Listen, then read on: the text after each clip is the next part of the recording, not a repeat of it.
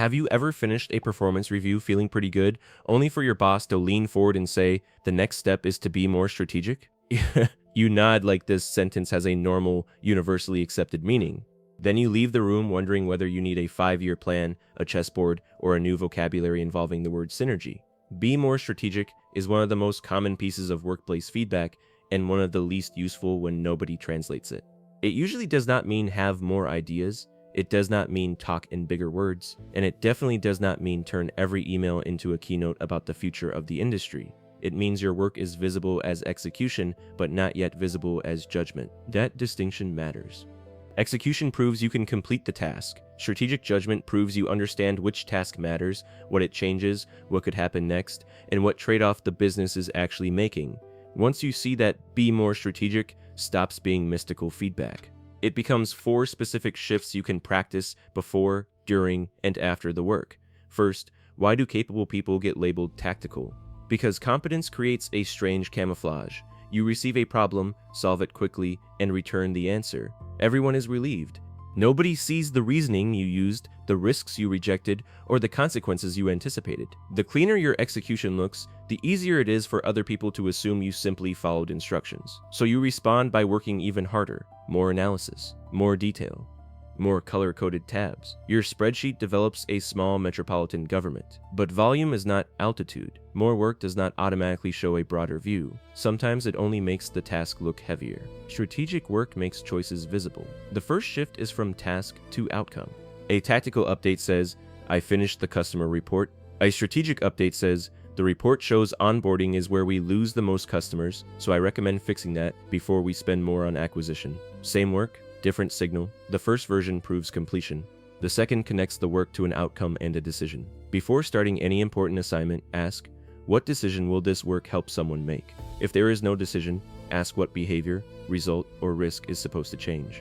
That question prevents you from polishing a deliverable that everyone admires and nobody uses. The second shift is from present to future. Tactical thinking asks, what is happening? Strategic thinking also asks, what happens next if nothing changes? You do not need to predict the economy from a conference room with one broken marker. You need to extend the timeline 1 or 2 consequences beyond the immediate task. Try. We can meet this month's deadline, but it will use the capacity reserved for the launch. If the launch date is fixed, we should either reduce scope or add support now. That is strategic because it reveals a future collision before everyone is standing inside it. Use 3 time horizons: now, next, and later. Now, what must happen immediately? Next, what will this create or constrain? Later, what becomes expensive to reverse? You are not trying to sound prophetic. You are showing that today's choice has a shadow. The third shift is from answer to options. People often think strategic employees always know the correct answer. Usually, they are better at defining the choice. Instead of presenting one polished recommendation as though it descended from the ceiling, show them meaningful alternatives. Option 1 is faster but creates more manual work. Option 2 takes 2 extra weeks but lowers ongoing cost. I recommend option 2 because the team can absorb the delay better than permanent maintenance. That sentence does 3 things. It names the trade-off, states the recommendation, and explains the principle behind it. Do not offer 12 options. That is not strategy. That is a menu written during a power outage. Offer 2 or 3 real paths. Make the costs comparable, then choose. The fourth shift is from your work to the system around it. Your project lives inside dependencies, incentives, customers, budgets, and other people's priorities. Strategic judgment notices where those things collide. Ask, who needs to act for this to work? What assumption are we making about them? What other priority will this displace? Where could the handoff fail? This is why senior people sometimes ask questions that sound annoyingly indirect. They are not only inspecting the object, they are inspecting the environment the object must survive. During meetings, lead with the decision, not your journey. Do not begin with, so first I pulled the data, then I cleaned the data, then I met with finance, then the data and I went through a difficult period. Begin with, we need to choose between protecting the launch date and keeping the full scope. My recommendation is to protect the date. Then give the 2 facts that make the choice understandable. Use a simple structure: headline, implication, recommendation. Headline, what changed? Implication, why does it matter? Recommendation, what should happen now?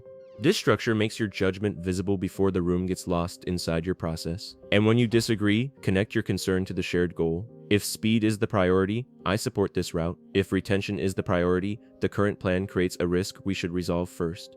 You are not performing opposition, you are clarifying which priority the decision serves. After the decision, preserve the logic. Write down the assumption, the chosen trade-off, and the trigger that would make the team revisit it. We are choosing the faster launch because demand is time sensitive. If support volume rises above capacity, we will reduce scope in the next release. That is strategic follow-through. It keeps a decision from becoming a mysterious tradition 6 months later. What if your boss still says, be more strategic? Ask for a contrast, not another definition. Try. Can you show me one recent moment where I stayed too tactical and what a more strategic response would have included? Or ask, at my level, which decisions do you expect me to anticipate rather than wait to receive? Specific contrast forces vague feedback to become observable behavior. Then build a small strategy habit into work you already do. Before, name the decision and outcome. During, surface the future consequence and trade-off. After, record the assumption and revisit trigger. You do not need to become the person who says, from a strategic standpoint, before ordering lunch. You need to help people see farther, choose more clearly, and avoid expensive surprises.